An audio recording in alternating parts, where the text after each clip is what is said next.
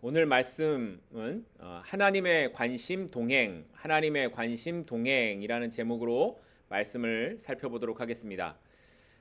우리는 지난주에 앞선 창세기 4장에서 가인의 후손들이 어떤 삶을 살았는가에 대해서 살펴봤습니다. 가인은 아벨을 죽인 후에 하나님을 떠나서 어디에 머물렀다 그랬죠? 어느 땅? 노 땅에 머물며 살게 되었습니다. 그곳에 성을 쌓고 살았다라고 말씀드렸죠. 그곳에서 이 가인의 후손들이 이제 터를 잡고 살아가게 되었는데, 특별히 그 중에 가인의 자손들 중에 5대 손이었던 이름이 누굴까요? 라멕이라는 사람에 대해서 우리가 살펴봤습니다. 이 라멕에 대해 성경이 좀 더 자세한 기록을 하고 있죠. 이 라멕은 오로지 자신만을 위했던 사람으로서 처음으로 일부 다처제 만든 사람 기억하시죠? 그런 사람이었고, 또 사람들을 죽이고서도 스스로 나는 정당하다, 이 정당함을 외쳤던 인물이었습니다. 말하자면 가장 누구다운 사람? 가인다운 사람이에요. 가장 가인다운 자손의 길을 걸어갔던 사람이 누구라고요? 라멕이었다라는 거예요. 자, 그런데 여기에 우리가 이해할 수 없는 하나님의 일하심이 있다라는 것까지 우리가 지난주에 살펴봤어요. 이렇게 죄의 길을 가는 이 라멕의 아들들이 있었는데, 이 아들들이 어떤 사람들의 조상이 되었다라고 했습니까? 가축을 치는 자의 조상, 악기를 만드는 자의 조상, 구리와 쇠를 만드는 자가 되었다라는 거 기억하시죠? 이렇게 문명의 시초가 되었다라는 게 누구의 아들들이라고요? 라멕의 아들들이라는 거예요. 하나님을 떠난 악한 길을 가는 이 가인의 자손들을 통해서 이 땅의 문명이 발전하게 되는 그 시작이 생겨나게 되었다라는 겁니다. 그러면 반대로 아벨의 후손은 어떤 역사를 가지게 되었습니까? 4장 마지막에 짧게 나오죠. 하나님께서 죽은 아벨을 대신해서 셋을 주셨고, 그 셋이 아들을 낳아 에노스라고 불렀다라는 거 기억하십니까? 그리고 이때부터 사람들이 뭘 불렀다고요? 여호와의 이름을 불렀더라. 이렇게 전혀 모른 척 하시면 안 됩니다. 여호와의 이름을 불렀더라. 그런데 이 셋의 후손의 역사가 너무 짧잖아요. 그러니까 좀 더 자세하게 살펴봐야 되겠죠. 그래서 5장에 통째로 이 셋의 역사가 나옵니다. 자, 오늘 5장 말씀을 우리가 살펴보도록 하겠습니다. 1절로 먼저 가겠습니다. 이것은 아담의 계보를 적은 책이니라. 하나님이 사람을 창조하실 때에 하나님의 모양대로 지으시되, 아벨로 이어지는 후손, 다시 말해서 하나님의 선택된 언약의 후손들을 설명하는데, 그 시작이 어디서부터라고요? 아담으로부터라는 거예요. 그리고 이 아담은 하나님의 모양대로 창조되었던 사람이라는 것을 다시 한번 강조하면서, 이제 하나님의 사람들의 이 언약의 족보가 시작된다라는 것을 이야기하고 있는 겁니다. 그러니까 가인의 족보는 아벨을 죽이는 살인 사건으로부터 시작된 족보였는데, 죽은 아벨을 대신한 셋의 족보는 하나님의 형상을 따라 지음을 받은 아담으로부터 시작된 족보라는 것을 확인시켜주고 있는 거죠. 이해가 되십니까? 그러니까 셋의 족보야말로 하나님이 인정하시는 하나님의 언약의 백성이라는 것을 말씀하고 있는 거예요. 그러니까 누가 진짜라는 거예요? 가인이요? 아니, 셋으로 이어지는 계보가 진짜라는 거죠. 그럼에도 여러분, 지난주에 우리가 살펴봤지만 이상하지 않습니까? 인간의 문명이 어디서부터 시작됐다고요? 가인의 후손들입니다. 성을 쌓고 도시를 이루어가는 것도 가인이었고요. 문화와 문명의 발달을 이루어가는 것도 가인의 후손들입니다. 그런데 오늘 본문에 등장하고 있는 이 셋의 계보를 보면 그런 기록들이 있습니까? 여러분들이 빨리 살펴보셔도 그런 말씀이 없어요. 셋의 후손들에 대한 기록은 그저 몇 세에 누구를 낳고 몇 세에 죽었다가 전부입니다. 10대 손까지 쭉, 아담부터 해서 10대 손 노아까지 쭉 기록되고 있는데, 살펴보시면 몇 세에 누구를 낳았고 그리고 몇 세에 죽었다, 이게 끝입니다. 아니, 하나님께서 선택하시고 그 뜻을 이루어가는 사람이 셋의 자손들이라면 이 셋의 자손들에게 뭔가 더 특별한 능력이나 우월한 모습들이 나타나야 되는 거 아닐까요? 아니, 어떻게 가인이나 라멕과 같은 사람들이 더 문명을 이루고 세상에서 더 많은 것을 이루어가는 삶을 산다는 겁니까? 아니, 우리가 좀 많이 양보해서 이 셋의 후손들이 그들만큼 뭔가 대단한 것을 이루지는 못한다고 해도 그래도 역사에 뭔가 남을 만한 것, 그런 이야기들은 좀 기록돼야 되는 거 아닙니까? 그런데 5장을 보면 다 뭐예요? 자녀를 낳고 살다가 죽었더라. 이게 전부라는 겁니다. 그러니까 이들의 삶은 세상에서 볼 때 크게 기대할 만한 것이 없는 그런 삶이었다라는 거예요. 그런데 이런 이야기를 들으니까 마치 저와 여러분의 이야기를 하고 있는 것 같지 않습니까? 예수님을 믿고 그 자녀로 살아가는 우리의 삶도 이렇게 세상에서 볼 때 크게 기대할 만한 것이 없는 그런 삶이지 않습니까? 여러분 뭔가 성공하셨습니까? 여러분 세상에서 볼 때 특별하고 성공한 삶을 살아가시나요? 그렇지 않습니다. 우리는 세상적인 기준에서 보면 하나도 특별하지 않는 그런 삶을 살아가고 있습니다. 지극히 평범하고 심지어 어떤 사람들은 세상 사람들이 말하는 기준보다 더 어렵고 힘든 삶을 살아가기도 합니다. 그렇다면 그 삶을 실패했다라고 말할 수 있을까요? 그런데 바로 오늘 이런 우리의 생각에 대해 오늘 말씀이 이렇게 말하고 있는 겁니다. 세상에서 보여지는 업적이나 평가가 이 땅에서는 성공이라고 정의할 수 있겠지만 하나님과의 관계에서는 그것이 하나도 중요하지 않은 것이다 라는 것을 오늘 본문이 이야기하고 있는 거예요. 하나님께서 보시는 성공은 이 땅에서 얼마나 많은 것을 이루었는가 하는 것이 아니라 얼마나 하나님과 관계를 맺으면서 살아가고 있는가 하는 것에 있다라는 겁니다. 그러니까 세상적으로 볼 때에 화려하지 않아도 하나님과 교제하는 그 시간을 살아가며 아이를 낳고 세월을 살다가 죽는 것이라면 그것이 하나님의 뜻을 이루어가는 삶이다라는 것을 오늘 본문이 보여주고 있다라는 겁니다. 가인의 길에 있는 화려함이나 성공함이 너무 달콤하게 우리에게 다가올 수 있고 우리를 유혹할 수 있을 겁니다. 하지만 그 길에는 하나님의 약속이 없습니다. 하나님의 약속은 아벨과 같은 죽음의 길에 있어요. 하나님의 약속은 세상 사람들에게 조롱을 당하던 노아의 길과 같은 곳에 있다라는 거예요. 그러니 세상의 가치에 우리의 기준을 두지 말라고 말씀하는 겁니다. 내가 어떻게 해야 좀 더 잘 살 수 있을까가 아니라 내가 어떻게 해야 하나님 안에 살 수 있을까? 이 고민과 질문으로 오늘 우리의 삶을 살아가는 저와 여러분이 될 수 있기를 소망합니다. 자, 이렇게 창세기 5장에 나타난 아담에서부터 노아까지의 하나님의 언약의 계보는 뭔가 특별할 것이 없는 자녀를 낳고 죽었다라는 기록만이 계속 이어집니다. 그런데 정말 특별한 게 없을까요?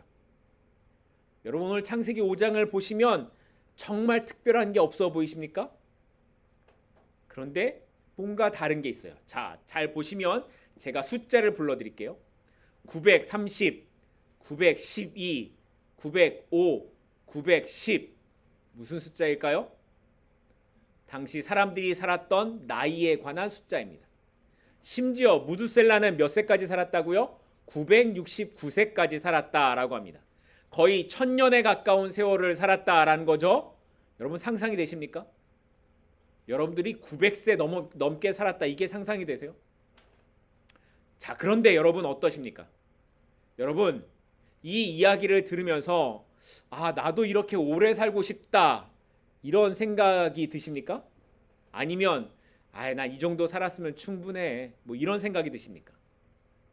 아니, 일찍 죽는 것이 복이라고 생각하십니까? 아니면 오래 사는 것이 복이라고 생각하십니까? 아마도 많은 사람들은 일찍 죽는 것보다 오래 사는 것이 복이라고 생각할 겁니다. 그래서 우리가 잘 아는 이야기 중에 이런 이야기가 있어요. 기원전 8세기경에 중국이 여러 나라로 나뉘어져 있던 때에 최초로 중국을 통일했던 나라가 있어요. 진나라입니다. 이때 진나라의 왕을 우리가 뭐라고 불러요? 진시황제라고 부르죠. 이 진시황제가 했던 일 중에 가장 잘 알려진 게 만리장성을 쌓은 겁니다. 이렇게 막강한 힘을 가졌던 진시황제가 어느 날 더 오래 살기 위해서 전설로만 내려오는 불사의 약초, 뭘까요? 불로초를 구해오라고 명령을 내렸습니다. 사람들이 여러 곳으로 흩어졌고 어떤 사람들은 수많은 보물을 싣고 배를 타고 동쪽으로 떠나가기도 했습니다. 그런데 사람들이 돌아왔습니까? 돌아오지 않았어요. 그리고 이 진시 황제는 그렇게 오래 살기를 원했지만 50세의 나이로 세상을 떠났습니다. 여러분들 그러니까 진시 황제보다 훨씬 오래 살고 계시는 거예요. 사람들은 이렇게 오래 살고 싶어하는 마음이 있습니다. 장수하는 것이 복이라고 생각하고 장수하는 비결을 찾아 장수하는 마을을 찾아서 그 방송하는 그런 TV 프로그램도 있었습니다. 그리고 성경에서도 이렇게 오래 사는 삶에 관한 기록이 있기도 하죠. 여러분이 잘 아는 것처럼 10계명 중에 제5계명이 뭐예요? 내 부모를 공경하라 라는 거예요. 그러면 어떻게 된다고요? 내 하나님 여호와가 내게 준 땅에서 내 생명이 어떻게 되리라? 길리라. 장수한다 라는 거예요. 그런데 아담의 때부터 노아까지 살았던 사람들은 지금 우리가 상상할 수 없을 만큼 1000년에 가까운 세월을 살았다라는 거예요. 복받은 걸까요? 어떠세요? 여러분도 그런 복받은 삶을 원하십니까? 그런데 성경은 이들이 그렇게 살았다라는 것, 그렇게 오래 살았다라는 것으로 끝나지 않고 뭘로 끝나고 있습니까? 오늘 말씀을 보시면 이들이 죽었다라는 걸로 끝납니다. 아무리 오래 살았다고 해도 죽음은 피할 수 없는 것이고 언젠가 모든 인간은 다 죽게 되고 결국에 끝이 온다는 겁니다. 그렇게 긴 세월, 1000년에 가까운 세월을 살았지만 인간의 수명은 영원할 수 없다라는 거죠. 그런데 만약 여러분이 이렇게 오래 산다고 하면, 이렇게 여러분이 1000년을 산다고 하면 어떤 마음이 드시겠습니까? 여러분이 100년을 살았어요? 그런데도 멀쩡해요. 200년을 살았어요? 그런데도 멀쩡해요. 300년을 살았는데도 건강해요. 그렇게 900년을 살아가요. 그러면 내가 영원히 사는 것 같아 라는 마음이 들지 않겠습니까? 그런데 이렇게 오래 살아도 모든 인간에게는 뭐가 있다고요? 죽음이 있고 그 죽음 이후에는 영원한 시간이 기다리고 있습니다. 90년을 살았던 900년을 살았던 이 시간의 의미는 영원함 앞에서는 별 의미가 없는 시간일 뿐이라는 거예요. 이 땅에서의 시간이 아무리 길다고 해도 영원한 시간에 비하면 점과 같은 시간에 지나지 않을 뿐이라는 겁니다. 그런데 여러분 생각해 보세요. 이렇게 900년의 시간, 이것도 상상할 수 없을 만큼 긴데 우리를 기다리는 영원의 시간이 있다라는 거예요. 믿어지십니까? 우리 모두는 반드시 그 영원의 시간에 들어가게 될 것인데, 그런데 어떤 사람은 영원한 행복으로, 어떤 사람은 영원한 고통으로 끝나지 않는 그 시간을 보내게 될 거라는 거예요. 우리가 잠깐 당하는 고난, 1년도 아니고요, 한 달도 아니고요, 일주일 동안 당하는 잠깐의 고난도 그게 얼마나 힘듭니까? 그런데 그 시간이 1년도 넘고 2년도 넘고 100년도 넘고 900년을 넘어서 1000년에 가까운 시간이라면 얼마나 그 고통이 힘들고 어렵겠습니까? 근데 그걸 넘어선 영원의 시간이 있다라는 거예요. 그 영혼의 시간 동안 어떤 사람은 행복으로, 어떤 사람은 고통으로 그 시간을 맞게 될 것이라는 겁니다. 그렇다면 여러분들은 어떤 영원한 시간의 길이를 보내기를 원하십니까? 근데 성경은 분명하게 말씀하고 있습니다. 예수님만이 길이요 진리요 생명이니 예수님으로 말미암지 않고는 아버지께로 갈 자가 없다. 또 이런 말씀도 있죠. 다른 이로서는 구원을 얻을 수 없나니 천하 인간에게 구원을 얻을 만한 다른 이름을 우리에게 주신 일이 없다. 오직 예수 그리스도 안에만 소망이 있습니다. 오직 예수 그리스도만 우리를 영원한 생명의 나라, 영원한 행복의 그 천국으로 인도할 수 있다라는 거예요. 이 믿음 안에서 흔들리지 않고 살아가는 우리 모두가 되기를 소망합니다. 그런데 이렇게 오늘 본문에서 아담의 자손들을 살펴보다 보면 이 중에 이제 특별한 두 사람을 우리가 만나게 됩니다. 한 사람은 죽음을 경험하지 않고 하나님께로 간 사람이고, 한 사람은 어떤 사람이에요? 세상에서 가장 오래 사는 사람입니다. 볼까요? 21절입니다. 에녹은 65세에 무두셀라를 낳았다라고 하죠. 두 사람의 이름이 등장합니다. 한 사람은 누구요? 에녹이고요. 다른 한 사람은 무두셀라입니다. 아버지 에녹은 죽음을 경험하지 않고 하나님께로 간 사람이고, 아들 무두셀라는 세상에서 가장 오래 산 사람이라는 거예요. 그런데 우리는 보통 이 에녹에 관해 이야기할 때 그가 죽음을 경험하지 않았다라는 이 사실에만 주목하곤 하죠. 그래서 도대체 에녹은 어떤 삶을 살았기에 죽음을 경험하지 않았던 것일까? 바꿔서 말하면 도대체 어떻게 해야 나도 에녹처럼 죽지 않고 천국에 갈 수 있을까를 생각하더라는 겁니다. 그 비결이 궁금해서 에녹처럼 살자, 이런 설교를 우리가 듣곤 하지요. 그런데 여러분, 여기서 중요한 것은 에녹이 죽지 않았다라는 걸까요? 아니면 에녹이 천국에 갔다라는 걸까요? 천국에 갔다라는 것이 중요하겠죠.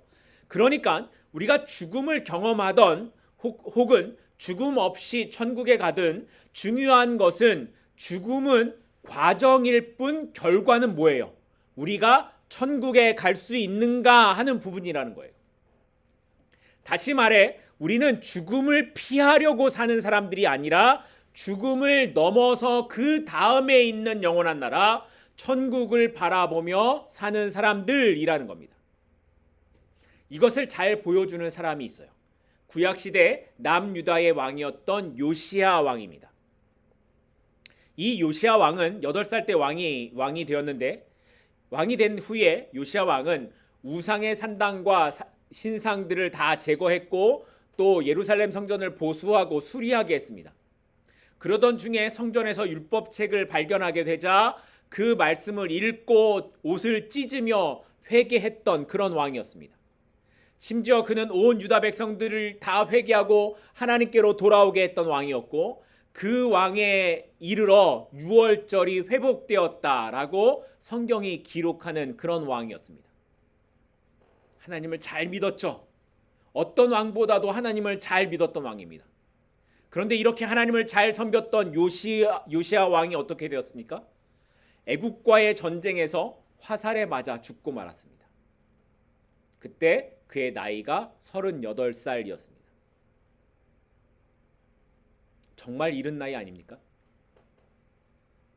하나님을 열심히 섬겼고 하나님의 말씀 앞에 회개하고 돌아오도록 백성들을 인도했던 왕이었고, 6월절 하나님이 말씀하셨던 그 절기를 회복시켰던 왕이 요시야 왕입니다.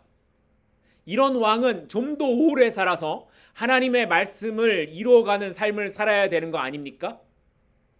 그런데 38살. 악한 왕들은 50도 넘게 잘만 살았는데 요시야 왕은 38살에 죽었습니다. 이렇게 하나님을 잘 섬겼던 왕이 전쟁에서 화살에 맞아 죽었다라는 것은 여러분에게 어떤 느낌으로 다가오십니까? 이렇게 죽은 것이 복입니까? 저주입니까? 헷갈리시죠? 일찍 죽었으면 저주인 것 같은데 하나님을 잘 믿었으니 저주는 아닌 것 같고, 그런데 성경은 이것에 대해 이렇게 말씀합니다. 열왕기하 22장 20절입니다. 열왕기하 22장 20절입니다. 그러므로 보라, 내가 너로 너희 조상들에게 돌아가서 평안히 묘실로 들어가게 하리니 내가 이곳에 내리는 모든 재앙을 내 눈이 보지 못하리라 하셨느니라 하니 사자들이 왕에게 보고하니라. 이 말씀은 요시야 왕이 죽기 전에 한 것이 아니라 요시야 왕이 죽게 될 것이라는 이 예언의 말씀이 요시야 왕이 성전을 재건한 후에, 그리고 하나님의 사람이었던 훌다가 와서 전했던 예언의 말씀입니다. 그러니까 하나님께서 요시야 왕을 어떻게 하신다고요? 네가 모든 재앙을 보지 않도록 죽도록 하시겠다라는 그 예언의 말씀을 보여주고 있는 거예요. 요시야 왕의 죽음은 유다의 비참한 멸망을 보지 않도록 요시야 왕을 데려가신 하나님의 방법이었다라는 거예요. 그렇다면 요시야의 죽음이 실패라고 할 수 있습니까? 그렇지 않죠. 에녹처럼 죽음을 경험하지 않고 하나님께로 가든지, 또는 요시야 왕과 같은 죽음을 맞이하게 되든지, 그 모든 것은 하나님의 일하심 안에 있는 것이고 하나님께로 가는 과정일 뿐이지 그 죽음 자체가 결과나 목적이 아니라는 거예요. 중요한 것은 그들이 어떻게 하나님의 뜻에 맞는 삶을 살았는가 하는 것입니다. 그런 의미에서 우리는 에녹의 삶을 살펴봐야 된다라는 겁니다. 그런 의미에서. 자, 볼까요? 그러면 에녹은 그런 의미에서 어떻게 살았는가? 22절, 24절입니다. 무드셀라를 낳은 후 300년을 하나님과 동행하며 자녀들을 낳았으며, 또 24절입니다. 에녹이 하나님과 동행하더니 하나님이 그를 데려가심으로 세상에 있지 아니하였더라. 여기 반복되는 단어가 나오죠. 뭘까요? 동행이라는 단어입니다. 에녹은 무드셀라를 낳은 후에 300년 동안 하나님과 동행을 했고, 그런 에녹을 하나님께서 데려가셨습니다. 그러니까 이 말씀을 좀 바꿔서 생각해 보면, 에녹이 무드셀라를 낳기 전에는 하나님과 동행을 했다 안 했다? 안 했을지도 모른다라는 거예요. 정확하게는 어떤 삶을 살았는지 모르지만 무드셀라를 낳고 난 후부터 하나님과 동행하기 시작했다라는 거죠. 그렇다면 에녹의 삶에 있어서 이 무드셀라, 이 아들을 낳은 사건이 굉장히 중요한 변환점이었구나 하는 것을 알 수 있다라는 거예요. 도대체 이 무드셀라를 낳고 에녹이 뭘 알았길래 그의 삶이 달라져서 하나님과 동행하는 삶을 살게 되었을까요? 여러분이 성경을 아무리 쳐다보셔도 그 답을 알 수 없습니다. 이 질문에 대한 답이 바로 그가 낳은 아들의 이름에 있어요. 이름이 뭐예요? 무드셀라. 이 이름의 뜻이 어떤 뜻을 갖고 있냐면 창을 던지는 자, 혹은 그가 죽으면 그것이 올 것이다 라는 뜻을 갖고 있다라고 해요. 이 말을, 이 무드셀라를 이름 그대로 풀이하면 무트는 죽다, 죽을 것이다 라는 뜻을 갖고 있고요. 셀라는 보내다 혹은 창, 이런 뜻을 가지고 있습니다. 그래서 창을 던지는 자 혹은 그가 죽으면 그것이 올 것이다 라는 뜻을 갖고 있다라는 겁니다. 고대 사회에서는 마지막까지 그 부족을 지키는 사람이 창을 든 사람이었다라고 해요. 그러니까 이 창을 든 사람이 죽으면 그 부족이 끝나는 거죠. 그래서 무드셀라, 이 창을 든 자라는 이 사람, 이 무드셀라가 죽으면 그것 뭐예요? 심판이 올 것이다 라고 생각했다라는 거예요. 그러니까 에녹은 자기 아들을 낳고 무드셀라, 창을 든 자, 그가 죽으면 그것이 올 것이다. 그가 이 아들이 죽으면 심판이 있구나를 알았다라는 거예요. 그가 정확히 어떻게 알았는지는 알 수 없지만 하나님께서 에녹에게 이 사실을 알게 하셨을 것이라고 추측할 수 있고요. 에녹은 아들을 낳고 하나님으로부터 이 아들이 죽는 날 이 땅에 심판이 올 것이다 라는 것을 들었다라는 것이라고 우리가 추측할 수 있는 겁니다. 에녹은 무두셀라 부를 때마다 뭘 생각하는 거예요? 심판이 올 것이다.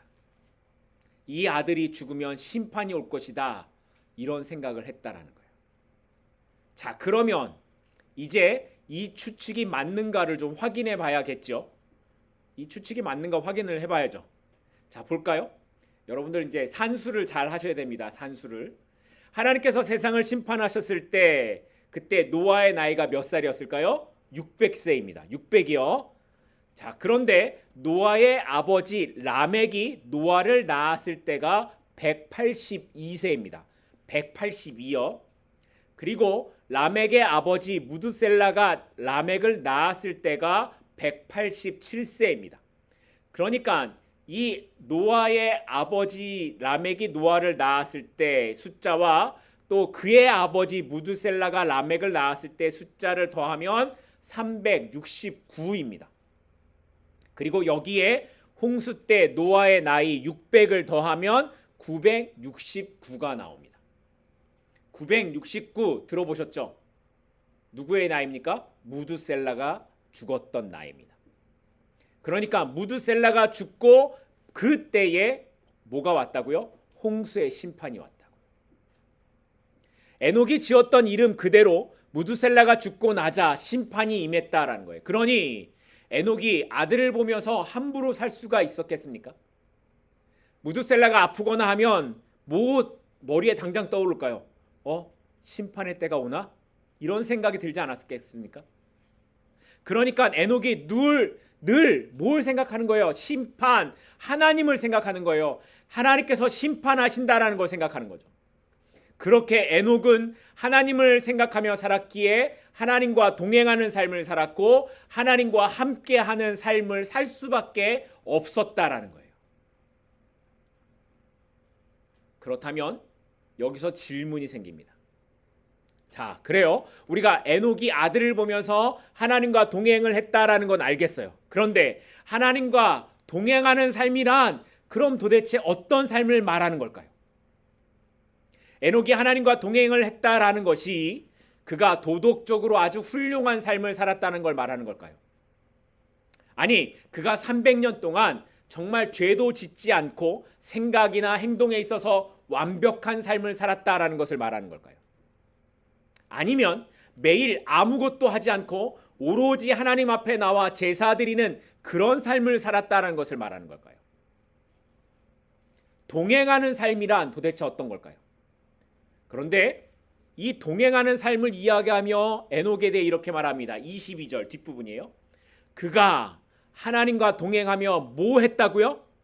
자녀들을 낳았다고요. 자녀들을 낳았다고요.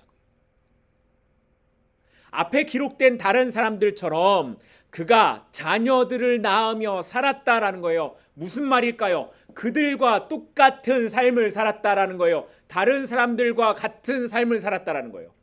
특별한 삶이 아니라 자신의 생활 속에서 자녀들을 낳고 기르는 일반적인 삶을 살았다라는 거예요. 에녹은 하나님의 뜻을 알고 난 후에 그가 하던 일들을 그만두고 무슨 신령하게 보이는 일들을 하지 않았습니다. 어제 양을 쳤다면 오늘도 양을 쳤고 어제 아이들을 키웠다면 오늘도 아이들을 키우는 동일한 일을 했을 겁니다. 그런데 하나님과 동행하게 된 이후에 에녹에게 뭐가 달라졌을까요? 하나님과 함께 할 때 그가 바라보는 방향이 달라졌다는 거예요. 하나님과 함께 하게 되었더니 그가 살아가는 삶에 기쁨이 있었다라는 거예요. 그러니까 하나님과 동행한다라는 것은 무슨 수도사처럼 사는 것도 아니고 이단들처럼 집단 생활을 하는 것도 아니고 그렇게 동떨어진 삶을 사는 것이 아니라는 거예요. 여전히 다른 사람들처럼 아이들을 키우고 직장 생활하고 사회 공동체의 일원으로 그렇게 살아가는 거예요. 그런데 그 속에서 어떻게 사는 거라고요? 나의 삶이 하나님과 연결되어 있다라는 것을 기억하며 산다라는 거예요. 나의 삶의 끝이 있고 그 후에 영원한 시간이 있음을 생각하면서 산다라는 거예요. 그렇게 하나님의 시선으로 살아가게 될 때에 하나님과 함께하는 기쁨과 평안을 알게 된다라는 겁니다. 동행이라는 사전적인 정의는 같이 걸어가는 겁니다. 같이 걸어가는 거예요. 여러분은 하나님과 함께 걸어가고 계십니까? 내가 어디에 있든지 어떤 행동을 하고 있든지 하나님께서 나를 보시고 나와 함께 하심을 인식하면서 살아가고 계십니까? 그렇다면 우리는 하나님과 동행하는 삶을 살아가고 있는 겁니다. 여러분은 하나님과 동행하십니까? 이제 오늘 말씀을 맺으려고 합니다. 창세기 4장에는 가인의 후손들이 얼마나 잘 살았는지, 그들이 세상에서 어떤 능력과 힘을 가졌는지를 기록하고 있지만 창세기 5장에 나오는 셋의 후손들, 심지어 죽음을 경험하지 않고 하나님께로 간 에녹조차도 어떤 업적이 있었다라는 그런 내용이 전혀 기록되어 있지 않습니다. 물론 셋의 후손들이라고 해서 가축을 기르지도 않고 기구를 사용하지도 않으면서 그렇게 살지는 않았을 겁니다. 그들도 가인의 후손들이 했던 것처럼 그렇게 문명을 이용하면서 살았을 거예요. 그런데 성경은 셋의 후손들을 기록하는 데 있어서 그런 삶에 대해선 하나도 말씀하고 있지 않습니다. 왜 그럴까요? 하나님의 관심은 그런 것이 아니기 때문입니다. 여기서 구별되는 말씀이 오로지 하나 등장하죠. 하나님과 동행했다라는 겁니다. 에녹이 하나님과 동행했던 그때에 가인의 자손이었던 라멕은 2명의 아내를 두고 사람을 쉽게 죽이면서도 그것이 정당하다고 외치는 삶을 살았습니다. 에녹이 살던 삶의 시대가 그렇게 악한 시대였다라는 거예요. 그런데 그 시대 속에서 에녹은 세상의 종말을 보았고 하나님과 동행하는 삶을 살아갔습니다. 사람들이 보기에 어쩌면 크게 다를 것 없는 삶이었을지도 모르고 왜 저렇게 답답하게 즐기지도 못하고 사나 하는 모습이었을지도 모르지만 그는 삶의 기준을 하나님께 두었고 하나님의 시선으로 바라봤습니다.